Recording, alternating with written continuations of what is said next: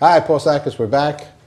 And now we're going to have a pleasure to speak with our good friend Carson Tang. Hi, Carson, how are you? Hi, Paul. Great to have me here, and great to see your audience there and share our stories. Okay, well, Carson, you and I met recently and talking about, actually, you have an event happening. Well, tell me a little bit about that upcoming event. It's not a watery event, except I think you're near water, and I think people can do watery kinds of things at it. It's actually near along the Delaware River, right near there, and it's called the Empowerment Retreat, which is near Port Jervis, New York. It has 20 presenters coming from across the country, as well as several hundred participants, and it's all about personal development and where people could take their lives from today to tomorrow, from being stuck to being unstuck to, I guess, breaking down their limiting beliefs and taking their life just to the next level of where they could be. Okay, and I know you have quite a lot of speakers, right?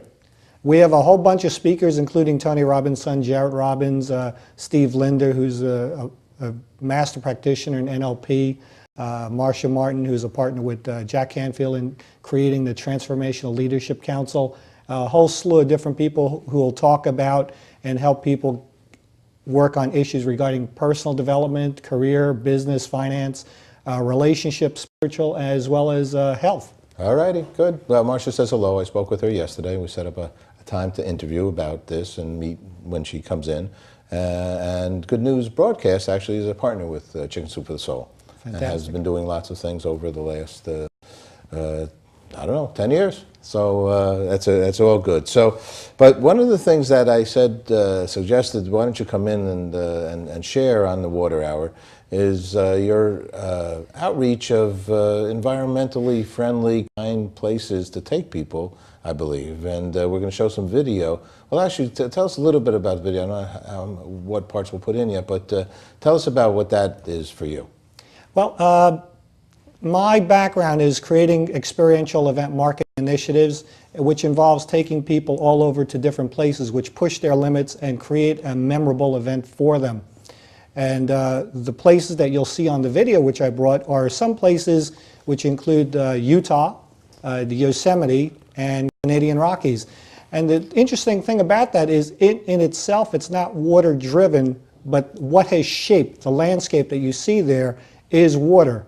The power of water, how erosion is taking place, and without water being in existence and uncontrolled as it is, as the forces of nature take place, we'd never have the inspiring geology and the formations that you'll see in these places that have taken people. And these include slotted canyons, which are about 18 inches wide, which people hike through, as well as these gigantic waterfalls, as you know, with Yosemite Falls, Dakota Falls, Nevada Falls in Yosemite and the Canadian Rockies. And a lot of these areas were actually formed by glacial movement and water throughout eons and eons, years and years of just ice carving through these valleys. So it's pretty impressive. Goes back to our, in this book here, Rainbows, Curveballs, the Big Burp. The Big Burp created all the water on the earth and created all those caverns and so on. I love when you look at a globe, and a globe has, especially in the water area of the earth, you see all these canyons and, you know, mountains and so on and so forth. These are just, have hit above the water level, right? These that you are going to. I think when you look at some of these places that, such as on the film that you'll see, is that you have to understand that some of these areas were below water level. And some of the formations you'll see, like in Mully Twist in the Escalante Grand Staircase out in Utah, there are these hundreds of miles of oyster beds which form the ridges and mountains that you see out there, just totally, completely filled with oyster beds. So pretty interesting. And the slotted canyons themselves, just like the Colorado River has carved out the mighty Grand Canyon in Arizona, so you have these slotted canyons where the water has come through and carved up these really unique and interesting formations. And I think from people experiencing this, visiting these areas, even Yellowstone, where you have these geysers, you have water taking different forms, from water in a liquid form to a gaseous state and even a solid state, showing what water has to contribute to a person's life and the scenic wonder and the spiritual connection to nature and how it involves itself within our own lives. You know, when actually I was a very lucky guy when I worked at Channel 13, the PBS station here in New York. I got the opportunity to be involved with the start of the series called Nature. And it's been on 25 years, ever since we began it. And my job was to, in essence, find the opening shot for the program, or one of the things as a production manager on the show. Was to select, and I had gone across country, and there was a place out in Colorado Springs called the Garden of the Gods. And I remember coming, you know, from the East Coast, and when we got across, and then we hit Denver, and then all of a sudden, geographically, the country changed a little bit. It was a little flat there for a bit, and then all of a sudden there's mountains and so on and so forth. And this Garden of the Gods, I remember going to a little south, about half an hour out of Denver. I said, wow, I mean, this was gorgeous, the red rock and so on and so forth, and it was beautiful. So I remember when we selected, we said, you know, where are we going to do the opening? I said, how about the Garden of Gods? Yosemite became the selection. Somehow they said, well, it's, you know, I guess more renowned and also phenomenal. And so the opening, one of my best moments is I selected the opening. At 5 in the morning, the sun was coming up over the mountains in Yosemite. And that became the opening for Nature series, probably, I don't know, 15 years worth of opening. And so it was a great thing. But to get to be at Yosemite, or to be at some of these places that you go to, is, in fact, I slept outside, I recollect, because the stars were just like flying around. It was like fireworks in the sky. So those kinds of things, you must see a lot of that when you go to places that you go to. It's truly amazing that you see what you do see when you travel, especially if you're a hiker and not one of these people who just drive to a parking lot, get out, car takes some shots and wander off.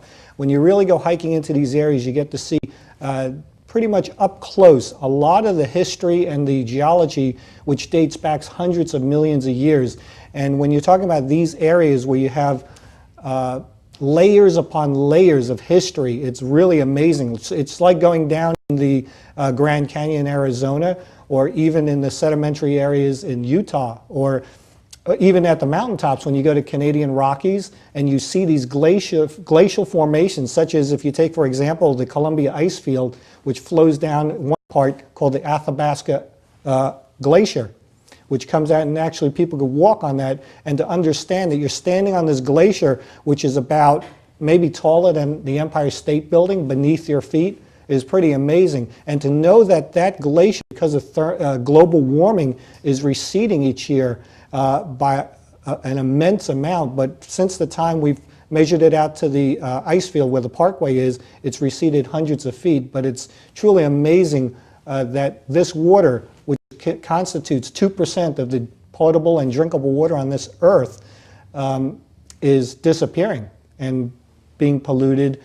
And a funny story I have about, we were in the Canadian Rockies one year. I was leading a group up there, 20 people, 24 people, and my friend went out to buy bottles and bottles of water. As you know, part of survival in the woods and in the wilderness is a 3-3-3 rule, which is air, water, and food. And so 3 minutes, 3 days, 3 weeks, or whatever, you know. So that comes into an important play of having enough water with you. So he went out and bought a bunch of bottles of water in the Canadian Rockies, and when he checked out at the counter with these bottles of water, the person, the cashier, began to laugh. And he said, what's so funny? He says, well, do you know we have these glaciers coming off the ice field, and that's as pure as water as you can get, but you're paying for the water in these bottles, which are in these bottles, which pretty much go back into the environment and pretty much pollute the environment if it's plastic bottles that you're working with. It was a funny story to see that happen. It's similar to what Mike was saying about, you know, most of the water's in the glaciers, drinkable, pure, so on and so forth. But you're going there. You're part of it all. Well, obviously, you actually are, you know, seem to me quite happy about the experiencing and bringing people out to the environment, right? You get a lot of city kinds of people that never saw, I mean, you go to Banff and that kind of place. I mean, all these places, Canadian Rockies, I never got up there. I've wanted to get up there so many years, but it's just magnificent, right? I think in some of these scenes that you'll see in the video clip are very inspiring. As a matter of fact, one area in Zion, which in itself is very spiritual. There's this one place called Angel's Landing, and people call it as close as you can get to heaven without being there in the United States. It connects you spiritually, and it's a touching place to be. And when you look at all the other places, it's so unlike being in the city and working in the tarmac and the cement and the concrete all day long. It's being connected spiritually with nature. It's being in an environment that you have no control of, although, as you know, mankind destroys that sometimes, but it's seeing everything in its raw state, including the wildlife that's there. So for me, it's amazing and very rewarding to bring people out there, to have them engage and connect to those things they probably would never experience if they just sat back and waited for somebody to go with them. This way, I take them on a group and we all go together.